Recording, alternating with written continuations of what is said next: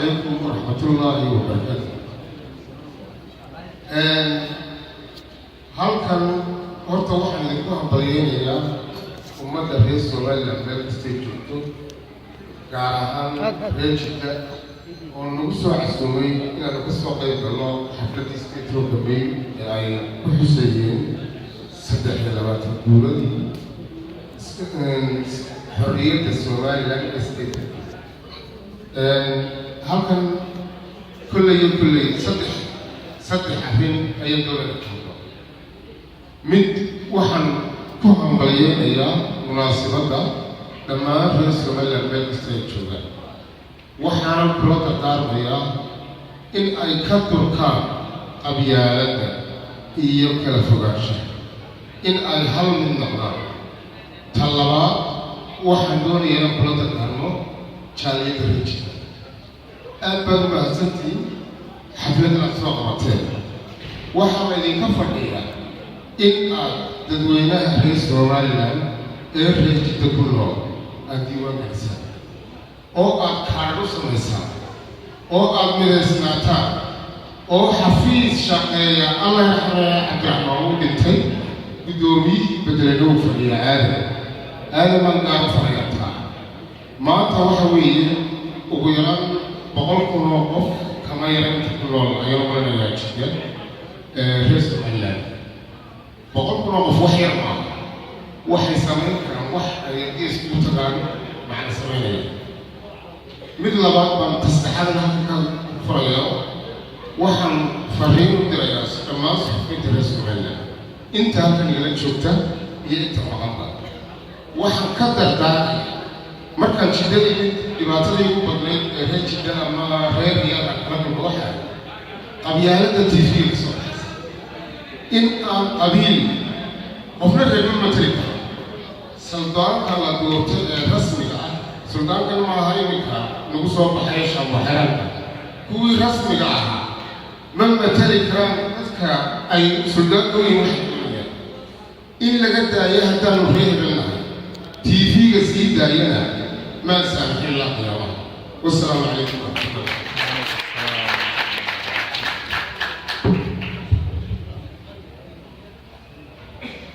وبعد سيد محمد رشيد وانا مقرينا عواشدي اللي هو قبل يا وهو الناس حافيه خطيان بين كتبنا ورون تلفزيون حط يشرا يصور لسان وغير وما بدنا وما هي توي قبيله يشرا لك Soomaaliland iyo axsaabka dimuqraadiga. waxaan halkan inoogu martay oo kale nin culus oo isaguna ka mid ah misterka Soomaaliland oo ka socda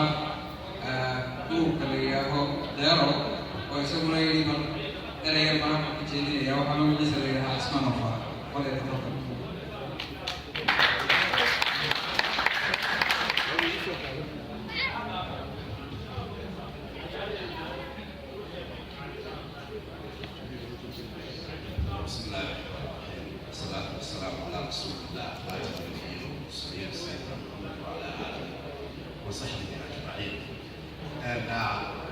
niman baa dee igu horreeyey marka hadalkiiba way waayo guddoomiyihii baa maraayey saxaafadda iyo guddoomiyihii gudida diiwaangelinka marka meelay ka dhaqaaqeen hadal badan kuma harin. waxaan u oran lahaa anigu dhinacayga Jidda taariikhdeeda waa macruuf, waa joogi jiray waqti aad u fog. waana la xusay waxaanu taaban lahaa Soomaaliya iyo Somaliland yaa waqti badan inaga dhalma. waxa weeye Soomaaliya haddii aynu dib u yaro jaleecno waxa aynu labadii la isku daray oo kale haddaad eegto waxa loogu yeedho Act of Union daba jirin referendumka waxa la qaaday 1961 60 oo la isku daray ayaa la leeyahay xalaal ma oo wallahi adeerta maanta waxa la yiraahdaa dawladda federaal marka la samaynayo federalism ama confederation waa in la helo more than one state laba iyo wax ka badan dabeedna waa inay jiraan dad maanaytiga oo kalsooni ka haysta cidda soo diratay oo dabeedna hadhow ay la noqdaan constitution oo referendum loo soo qaado dabeedna waxaad moodaa waxa oo dhan baa kaa kaxsan gebageba markaa waqti badan iyaga laftooda yaan noqdan Somaliland waxaa ka yidhi anigu roco hargeysa berbera qodiilkana way ka horreeyeen Somaliland way dhaqaaqday way tallaabsatay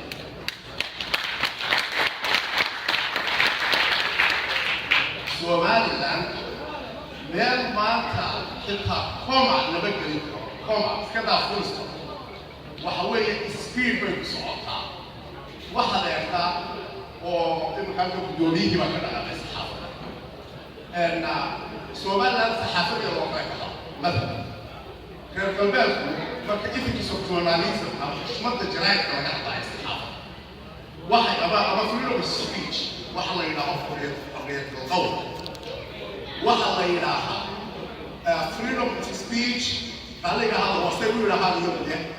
and ends where the other person's nose starts xorriyadda qofka hadalkiisu waxay ku dhammaataa halka qofka kale sankiisa uu ka bilaabo Somaliland إلا برفون كايس وتصحى وصلك والله اسمه دافع يعني إلا يوم إلا قلتكم بلا يسوع دافع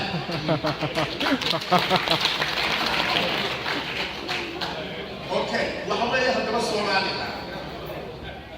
والله جاه الضيق سمت كورة مستحيل الله ما تراني Somaliland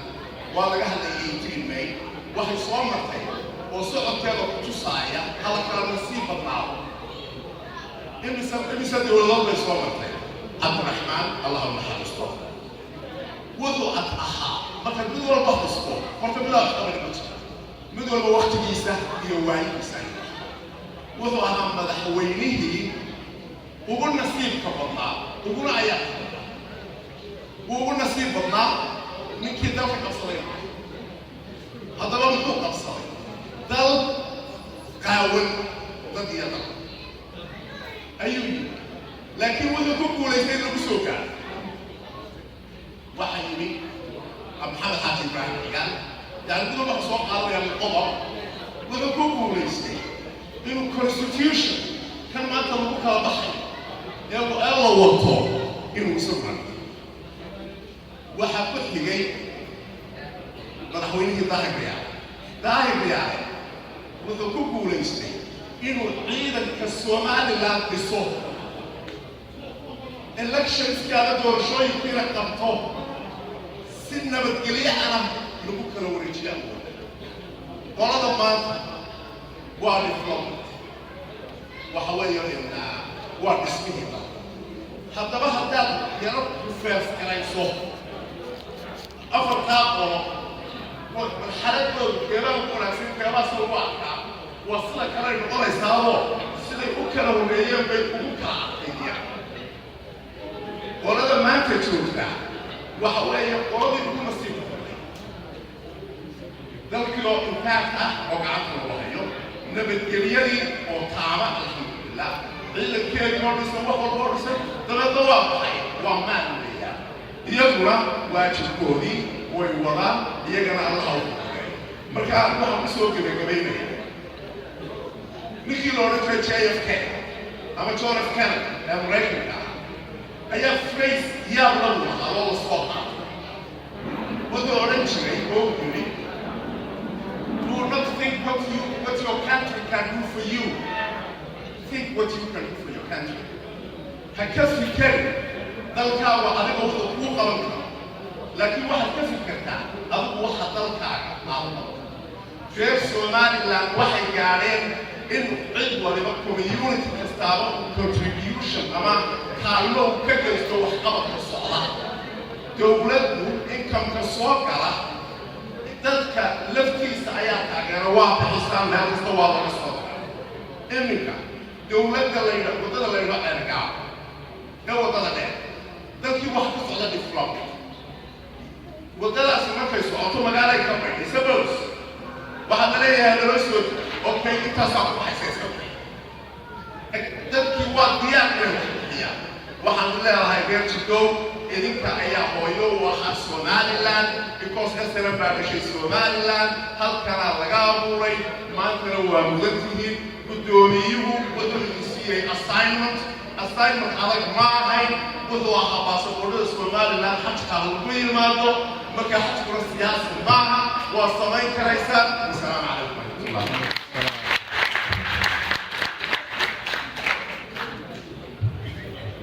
waxaan filayaa mabaantay Usmaan Farax waxaan malaynayaa